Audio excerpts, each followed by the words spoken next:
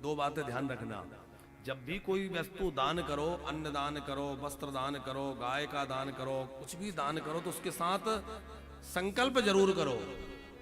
बिना संकल्प के दान करते हैं तो पूरी तरह उसका फल नहीं मिलता।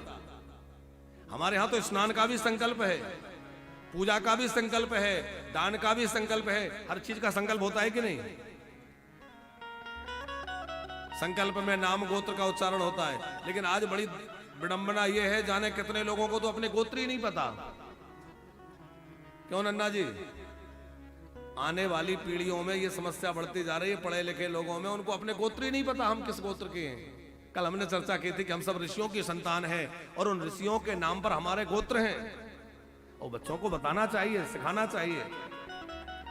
तो एक तो हर दान में संकल्प करना चाहिए, और दूसरा कोई भी दान करो उसके साथ कुछ ना कुछ दक्षिणा देना चाहिए।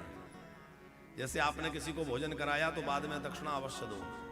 भोजन कराने के बाद दक्षिणा नहीं दी तो वो भोजन का फल तो मिलेगा पर पूरी तरह फल नहीं मिलेगा।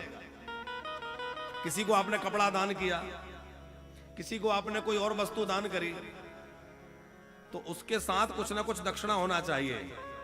श्रीमद् देवी भागवत में जहां हरिश्चंद्र का प्रसंग है, वहां यह बात बड़े विस्तार पूर्वक आई है नन्ना जी, कि जिस समय विश्वामित्र जी राजा हरिश्चंद्र से अपना राज्यपाट सब कुछ ले लेते हैं कि तेरा राज्यपाट सब कुछ अब मेरा हो गया, तो कहा कि दान के साथ में उसकी सांगता सिद्धि के लिए दक्षिणा होनी चाहिए।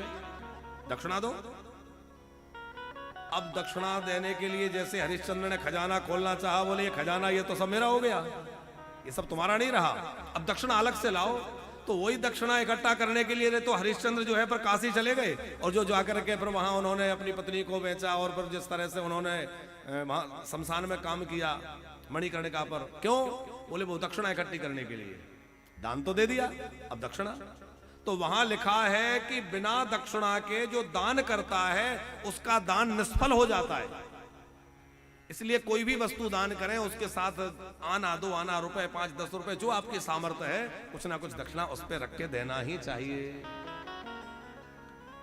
और संकल्प पूर्वक दान करना चाहिए।